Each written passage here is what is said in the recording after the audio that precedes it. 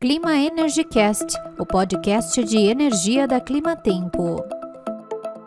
Olá, seja muito bem-vindo a mais um episódio do Clima Energy Cast, o podcast de energia da Climatempo. E hoje a gente vai falar de um assunto muito interessante, que é como funciona a comercialização de energia no setor elétrico nacional. Além disso, também vamos debater um pouco sobre as crises, tanto a crise econômica como a crise hídrica, e também o impacto da pandemia no setor de energia. E para isso, a gente trouxe dois convidados. O primeiro é o Felipe Pungirum, que é o gestor da área de comercialização de energia aqui da Climatempo, e também o Renato Alabi, Middle Office da Santo Antônio Energia, responsável pela operação da hidrelétrica Santo Antônio em Rondônia. Felipe e Renato, sejam muito bem-vindos ao nosso Clima Energy Cast, o podcast de energia da Climatempo. E antes de mais nada, eu queria começar com você, Renato. Queria que você contasse um pouquinho da sua trajetória e profissional até você chegar na Santo Antônio Energia. Seja muito bem-vindo. Muito obrigado, Amanda. Muito obrigado, Felipe, pelo convite. Primeiramente, eu iniciei a minha carreira fazendo graduação de Engenharia de Energia na Universidade Federal do ABC. Eu entrei como estagiário na Santo Antônio, né?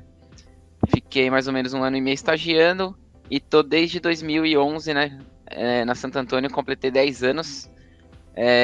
Hoje eu sou especialista de Middle Office da área comercial. Então a minha área ela é responsável pelos estudos de mercado, né, tanto no mercado de energia quanto os estudos internos da Santo Antônio, no que refere a Santo Antônio, contribuição regulatória, na parte de comercialização de energia, e é basicamente isso. Ah, legal, seja muito bem-vindo. E você, Felipe, também queria que você contasse um pouquinho da sua trajetória, tanto antes quanto também aqui na Climatempo. Olá, Amanda. Olá, Renato. Amanda, obrigado pelo convite. Renato, é um prazer, né? Meu amigo aqui, cliente, amigo. É um prazer estar aqui com vocês. Bem, eu sou formado em meteorologia, né? Cursei lá na Federal do Rio de Janeiro. Depois iniciei um mestrado, estou num mestrado em climatologia de aerossóis atmosféricos. Vim trabalhar na Climatempo em 2018. Comecei na previsão de curto prazo, no setor mais operacional, prestando consultoria para diferentes nichos do mercado, né? Agro, energia, construção civil, sempre focado ali nos alertas de curto prazo. Emitir alertas de tempestades severas, enfim, que impactem ali as operações no curto prazo. Depois disso, eu passei para a área de previsão de longo prazo da empresa, né? Sempre focando ali em planejamento, análise e suporte à decisão a longo prazo. E agora o meu foco é no setor de energia, né? Principalmente no nicho de comercialização de energia. E nós temos uma equipe que está focada sempre em prover o material necessário, o insumo necessário para a melhor tomada de decisão, né? E aí vem daí o meu contato com o Renato, né? Muitas reuniões sobre meteorologia, sobre como isso impacta os negócios da Santo Antônio Energia. Basicamente é isso, Amanda. Ah, legal, seja muito bem-vindo, parabéns aí pela sua trajetória, dos dois, na verdade. Renato, eu queria começar te fazendo uma pergunta, né? Você tem o cargo de Middle Office. Aí eu queria entender mais ou menos o que faz um Middle Office, qual que é a diferença de um trader para um Middle Office, um Back Office. Você pode explicar para a pessoa que não entende? Eu, por exemplo, vou aprender com você agora. Conta para a gente qual a diferença entre esses cargos, esses setores dentro de uma empresa. Sim, basicamente, Amanda, a área comercial é dividida em 3 áreas, que é o Front Office, Middle Office e o Back Office. Vamos começar pelo Front, que é que o pessoal está mais familiarizado. O Front, ele basicamente faz cotações de preço de energia no mercado, estrutura operações de compra e venda de energia e tem todo o relacionamento com os clientes que ela possa ter, né, possa fechar negócio. O Middle Office, ele faz toda a gestão de portfólio, gestão dos riscos da carteira, estudos energéticos, de projeção de preço, armazenamento, participa dos fóruns do Programa Mensal da Operação, do ONS, análise regulatória de tudo que envolve a comercialização. O back-office, que é a parte mais de gestão de contratos e de garantias financeiras, ele faz medição de faturamento, encargos setoriais, contabilização e liquidação da CCE. É ele que vai lá e registra o contrato na CCE. Então é um cargo mais administrativo, e os três têm muita interface, né? Na área comercial, os três têm muita sinergia. Ah, bacana. E o que você e seu time fazem no Miro Office da Santo Antônio Energia? Você pode contar um pouquinho de como é o dia a dia de vocês, a rotina de trabalho, quais são as suas responsabilidades como Miro Office? Sim. Nós fazemos estudos de mercado, fazemos relatórios e boletins com monitoramento das condições hidroenergéticas, como armazenamento, ENA, intercâmbio, a disponibilidade termoelétrica, toda a capacidade de transmissão do sistema. A gente utiliza modelos computacionais, né, que são basicamente New Wave, Decomp, o Suishi e o D100. Esses modelos têm suas peculiaridades, né, que você imputa variáveis como armazenamento, disponibilidade térmica, disponibilidade de hidrelétrica, limite de transmissão, afluência, e como output ele sai o CMO e toda a política operativa para o sistema, né? E esses modelos são os utilizados pelo ONS-CCE para definir preço e política operativa. E, além disso, nós fazemos toda a contribuição de audiência pública, consulta pública, no que possa impactar Santo Antônio, e para subsidiar também toda a nossa decisão comercial, a gente auxilia toda a gestão do portfólio da companhia, que é na questão do planejamento da compra e venda de energia, quando que a gente vai comprar, quando que a gente vai vender, qual que é a nossa exposição. A gente faz a gestão de risco do portfólio também, né, do risco da carteira, através de métricas financeiras, VAR, CVAR. É praticamente isso, é uma parte de inteligência mesmo de mercado. Legal. Acho que a gente entrou num tema bem interessante agora, né, Amanda? E até explicando para quem está ouvindo e talvez não conheça muito bem esse tema, você comentou, Renatinho, pessoal, eu chamo o Renato de Renatinho porque realmente eu tenho facilidade com ele, explicando para o ouvinte. Vou chamar também, se não tiver problema. Mas explicando melhor, Renatinho, para o leigo no setor, né? Como é que funciona isso? A Santo Antônio gera a energia lá em Rondônia, lá perto de Porto Velho. Como é que funciona essa comercialização? Como é que uma pessoa pode comprar essa energia lá da Santo Antônio e usar na casa dela? Como é que é isso? Explica para quem está assistindo a gente, ou só ouvindo. Sim. Atualmente, o mercado físico, que seria a geração, né, da energia, ela é separado do mercado financeiro, que é a parte de comercialização, né, de contratos. Fisicamente, a Santo Antônio está localizada em Porto Velho, só que a gente gera energia em Porto Velho, em Rondônia, e através da maior linha de transmissão de corrente contínua do mundo, a gente traz essa energia para o subsistema Sudeste, né, que é aqui na cidade de Araraquara. Então, a gente gera lá, transmite para a região Sudeste, e esse é o mercado físico. Aí o mercado comercial, ele é como se fosse uma bolsa de valores, né? São contratos que você pode comprar e vender, e a CCE, que é a Câmara de Comercialização, vai ver no mês a mês a sua exposição ou déficit, né? Se você tem déficit ou sobra, e vai marcar essa sobra ou déficit a PLD, que é o preço da energia. Então é mais ou menos como se fosse um mercado de commodity, a energia é como se fosse uma commodity, e ela é negociada bilateralmente ou através de leilões, e na Câmara de Comercialização você vai ter essa exposição valorada ao preço da energia. Bacana, Renatinho. E como é que funciona a meteorologia nessa flutuação de preços? Qual é o impacto? Como é que vocês avaliam isso dentro do middle office para fazer essa exposição, né, que você comentou há uma pergunta atrás, né, a exposição da carteira, mitigar riscos? Como é que funciona isso no seu dia a dia? Isso é um ponto muito importante, porque a climatologia, as afluências, quando eu falo afluência, eu quero dizer a chuva convertida em vazão. Ela é um insumo muito importante para a projeção de preço e também para a política operativa que o operador, né, o ONS, vai adotar. Então, a maior parte do preço, da volatilidade do preço, é comandada pelas vazões. Então a chuva, como a previsão de chuva muda frequentemente, né? Toda hora tem novas rodadas dos modelos meteorológicos, ela é insumo para a previsão de preço. Isso acarreta em alta volatilidade na comercialização de energia. E a gente usa a meteorologia, no nosso caso, que a gente não faz um trade contínuo igual uma comercializadora, a gente usa a meteorologia para definir a diretriz de compra e venda de energia de médio e longo prazo. Se vai ter fenômeno El Niño, Laninha, todos os sistemas que possam impactar, como os ACAS, vórtices ciclônicos. Na questão de geração eólica, a gente acompanha muito a região Nordeste, para ver a projeção de vento. E é basicamente isso. Ah, legal. É muito interessante a gente aprender e ensinar para as pessoas como a meteorologia ela impacta em diversos setores, né?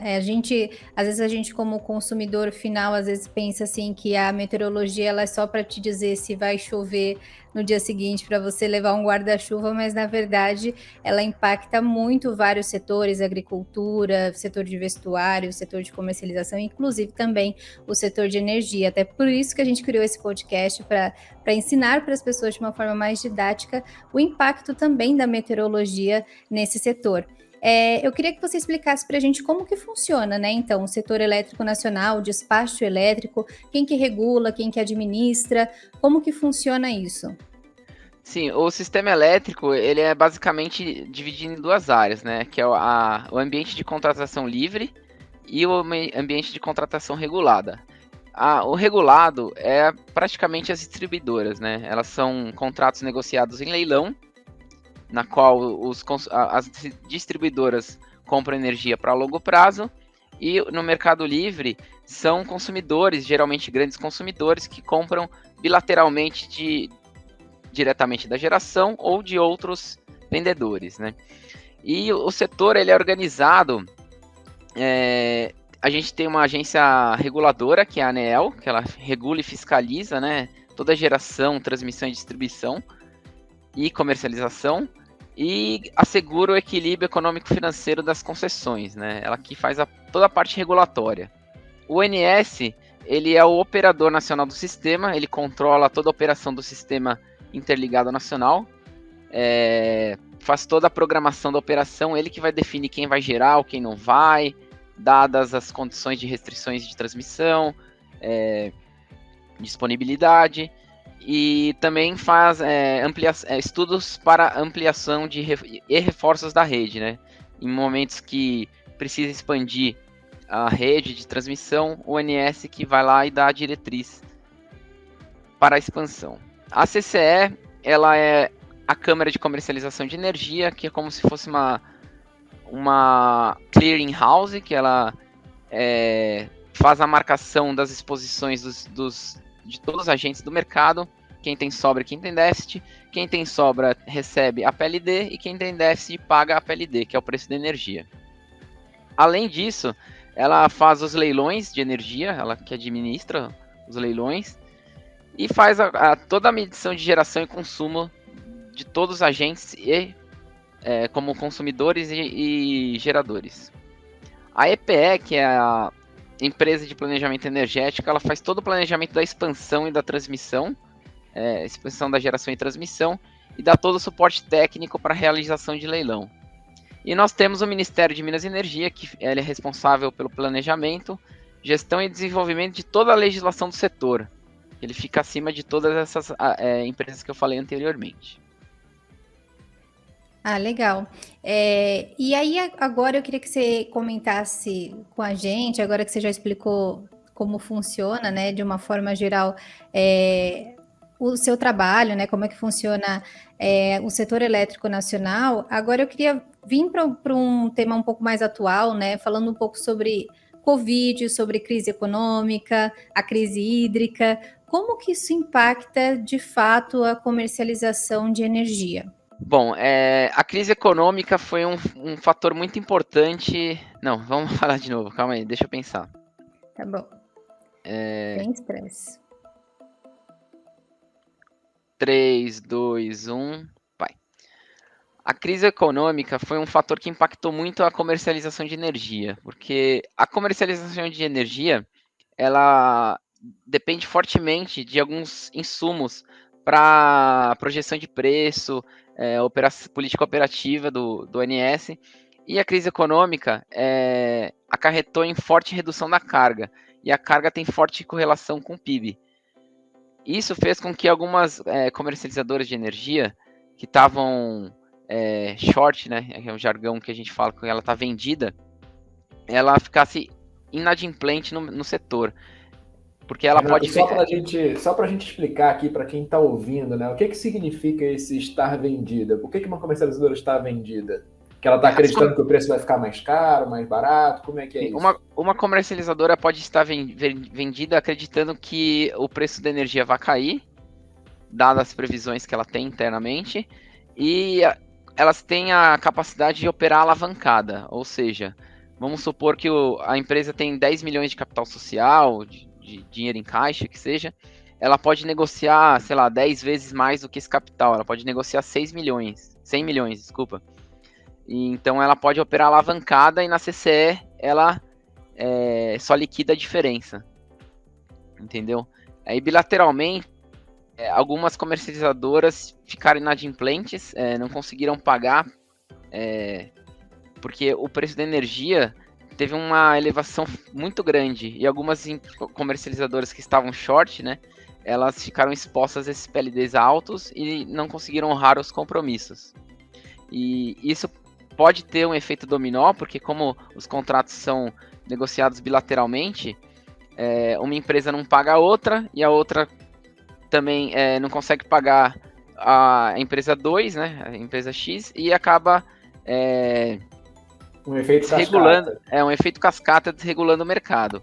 E aí que está o ponto importante na comercialização, que é o monitoramento da alavancagem, né, e a área de middle office e gestão de riscos, né, eles têm que estar muito monitorando a todo momento as exposições que a comercializadora está suscetível. Entendi. E aí, esse efeito cascata, né, que você comentou, de várias comercializadoras possivelmente dando um calote num efeito cascata, algo muito perigoso para o mercado, né? Imagino fazendo associações aqui com o mercado financeiro, sempre que uma empresa grande ela entra com um processo de falência, isso vai repercutindo no mercado todo. Acredito que no setor de energia, né, no setor elétrico, seja parecido. Como é que isso se dá, Renato, agora num contexto de crise elétrica, né? A Amanda até comentou na pergunta dela, mas a gente acabou indo mais para a área do Covid, da pandemia. Como é que isso dá agora no contexto de crise elétrica? Esses calotes, eles podem influenciar numa conta para o governo? O consumidor final vai ter que acabar arcando com esse prejuízo? Como é que funciona isso? Não respinga para o consumidor final. Praticamente toda a inadimplência das comercializadoras no âmbito da CCE é rateada entre os agentes que estão com sobras, né? Então, quem está com sobra na CCE vai sofrer um rateio da inadimplência desse agente. E quando a exposição é bilateral, a contraparte que negocia o contrato com essa empresa, ela vai sofrer bilateralmente essa exposição aí. Aí não tem respingo nenhum para o consumidor final.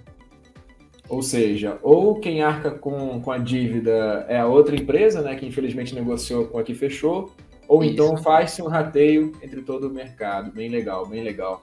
E como é que você, agora que a gente já abriu o tema, talvez o mais polêmico aqui do nosso podcast, como é que você vê essa nossa situação atual? Né, vou falar aqui como meteorologista, né, Renato, mas fica à vontade para falar sobre o despacho elétrico, sobre todas as governanças, né, da logística da distribuição de energia elétrica pelo país.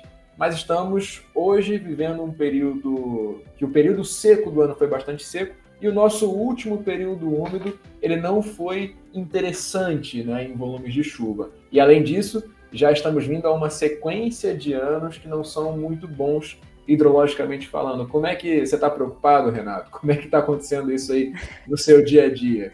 Sim, todos nós estamos preocupados porque a gente teve o pior ano hidrológico dos últimos 90 anos.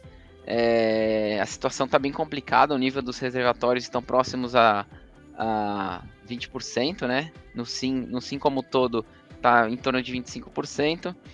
E a questão se a gente vai ter apagão, racionamento ou não vai, é bem complexa, não é simples de se falar. Primeiro porque racionamento trata-se de uma imposição via decreto presidencial, né?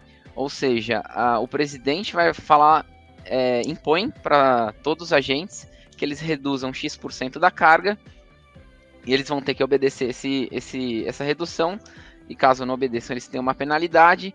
Agora, o conceito de racionalização é voluntário, então o agente vai ter que aderir a essa racionalização em troca de algum benefício, que pode ser um desconto na tarifa, um acréscimo um bônus que ele vai ter na conta.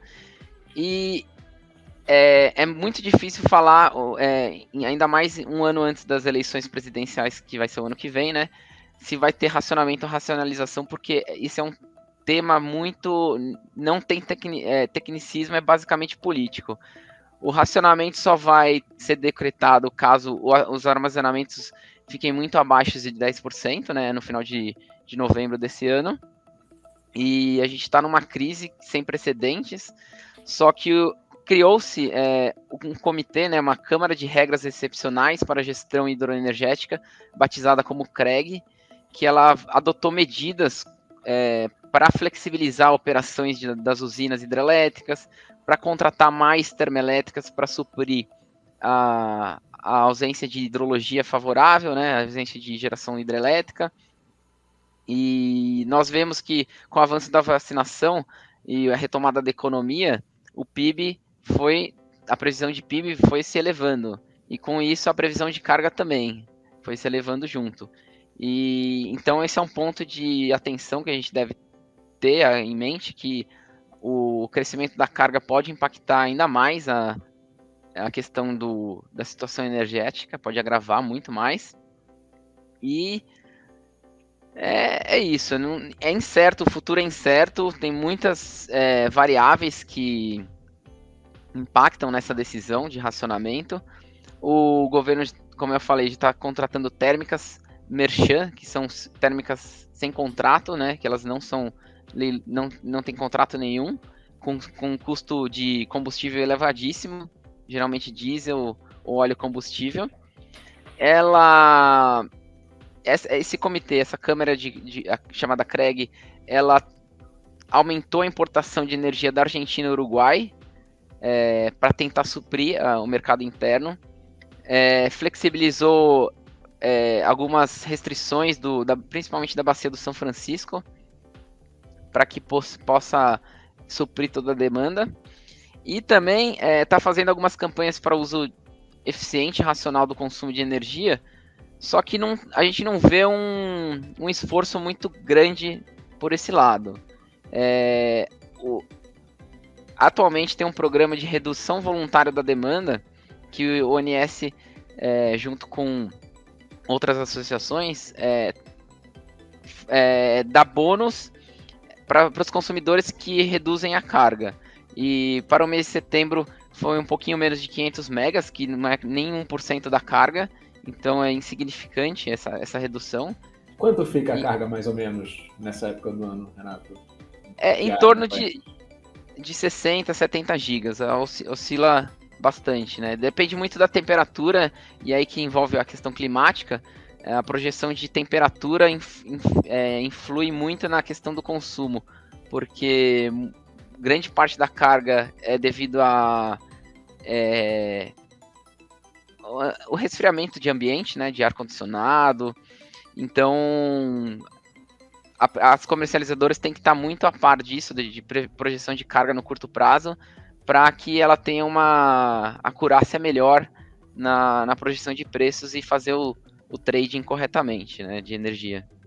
Agora, Renatinha, você falou, provavelmente, agora que a gente está falando sobre isso, provavelmente você deve ter visto que o ministro de Minas e Energia, né, recentemente ele comentou numa live, né, pediu menor consumo elétrico em prédios públicos. Você acredita que isso já é um início de racionamento? Na verdade, eu vejo isso como uma campanha de racionalização, porque, como eu falei, racionamento é uma medida decreto, é impositivo. Racionalização é uma medida mais branda, que o governo dá meio que incentivos, né, para o consumidor reduzir. E eu acho que não vem, na minha visão, né, como especialista, eu acho que não vem até o final do ano um decreto indicando racionamento. Primeiro por questões políticas e segundo que ainda a gente tem uma margem de folga bem pequena devido a essas ações que esse comitê de chamado CREG vem adotando. Então eu não acredito que a gente tenha racionamento esse ano. Talvez o ano que vem, a depender do período úmido, e a gente vê que com a perspectiva do retorno da laninha, a situação pode se agravar, principalmente no início do ano que vem. Então o governo está fazendo as pedaladas hidráulicas dele aí.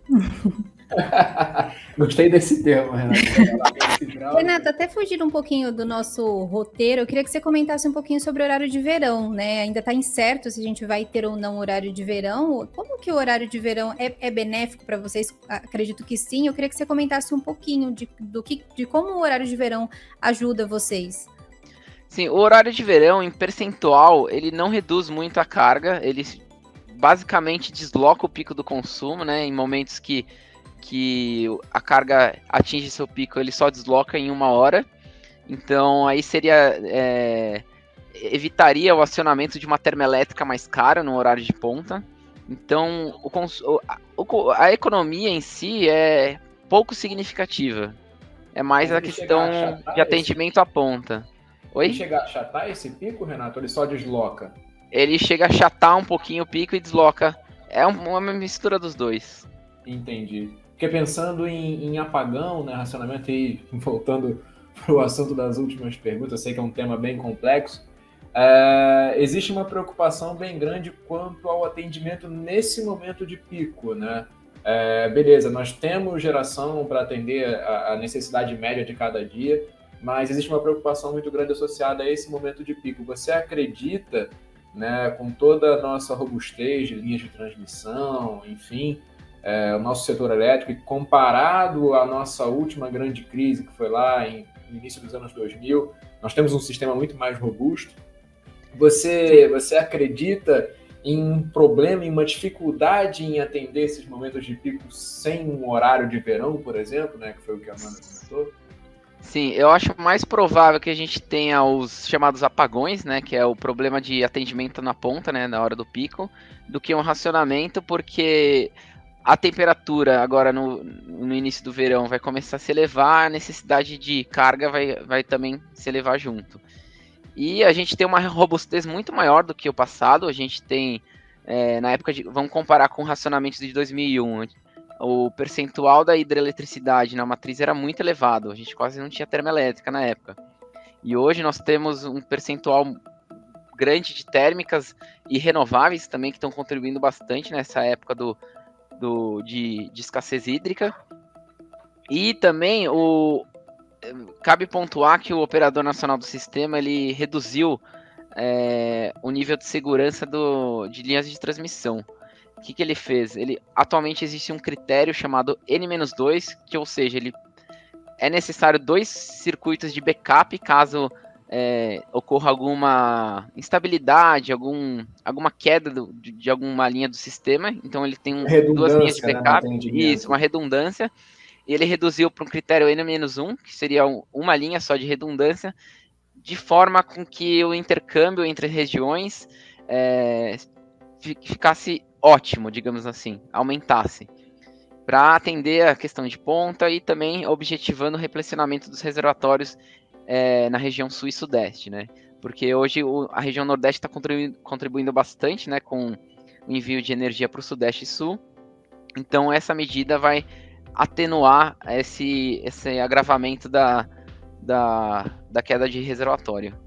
E aproveitando que a gente falou agora sobre energia, né, do Nordeste, qualidade do vento lá a gente sabe que é muito boa, o que favorece a geração de energia eólica. Eu queria que você comentasse um pouquinho como você enxerga o futuro do setor elétrico para a gente encerrar, né, o avanço aí das energias renováveis. Eu acho que as energias renováveis tendem a ter uma participação grande na matriz, ainda mais com essa questão do conceito de ESG, né, que vem sendo debate em vários fóruns aí, com a questão climática, questão de política, né, de algumas empresas têm uma política de investimento em ESG, de meio ambiente, governança e questão social também. Então, eu acho que essa questão aliada com o barateamento das fontes, né? Você tem painel solar aí chinês com custo muito baixo, pás eólicas aí também com uma tecnologia que já está bem avançada, a gente já está bem consolidado no Brasil. Então essa questão das renováveis em si, elas vão ter uma participação muito grande no setor e vai aumentar ainda mais. E cabe ressaltar que como essas fontes são intermitentes, né, você não tem uma segurança de suprimento, porque, por exemplo, a eólica você depende do vento, a solar você depende do sol. Então, em um momento, por exemplo, se passar uma nuvem num parque solar, você reduz a geração muito rápido no momento que o sistema está demandando. Então, você tem que ter uma outra fonte que faça a segurança sistêmica em momentos que você tem essa perturbação, para que não tenha nenhuma oscilação na segurança sistêmica, oscilação de geração. Boa, Renato. Então eu tenho até uma pergunta. Eu sei que, Amanda, você já tinha dado um contexto para a gente finalizar aqui o nosso bate-papo, mas até entrando nessa questão do futuro, você comentou muito bem, né? Hoje as nossas usinas térmicas, pensando em meio ambiente, a gente pode falar que são um mal necessário, né? A gente precisa para atender o que a gente tem de demanda de carga. Você enxerga a nossa geração hidráulica no futuro funcionando como esse papel das térmicas, né? Ou seja, como você comentou, nós temos a solar, nós temos a eólica, são fontes mais intermitentes, e usar a energia hidráulica como suprimento para diminuir essa volatilidade na demanda de energia ou não? Você acha que as térmicas continuarão sendo mal necessário? As térmicas serão mal necessário, né? Na verdade, nem todas as térmicas eu vejo como um mal, porque as térmicas a gás, por exemplo, elas são poluentes, claro, mas não tão poluentes, porque é um combustível que a gente tem em abundância aí, né, com a questão da descoberta do pré-sal. Elas emitem CO2, mas não tanto quanto umas termoelétricas a diesel ou a óleo combustível. E atualmente o operador está mantendo uma geração térmica meio constante ao longo do tempo e fazendo a modulação, né, que é essa questão do backup para amortecer essas oscilações do sistema para fechamento da carga. Então, as hidráulicas atualmente elas fazem a modulação, né, da fechamento da carga, que eles chamam. Ah, legal. Então, acho que com isso, né, a gente encerra aí mais um episódio do nosso Clima Energy Cast. Queria agradecer muito a você, Felipe, a você também, Renato ou Renatinho, por ter aceitado o nosso convite. Foi muito legal esse bate-papo. E é isso. Muito obrigada a vocês. Obrigado, tchau, tchau. Eu que agradeço pelo convite. E, Renatinho, agora que você falou do início aqui do podcast, né? Seguidor do Instagram da Amanda, agora vai chover seguidor no seu Instagram. Até parece. Obrigado pelo convite, Amanda. Obrigado. Valeu, gente. E a você, nosso ouvinte, a gente também agradece por estar aqui conosco em mais um episódio do Clima Energy Cast, nosso podcast de energia da Climatempo. Até o próximo episódio.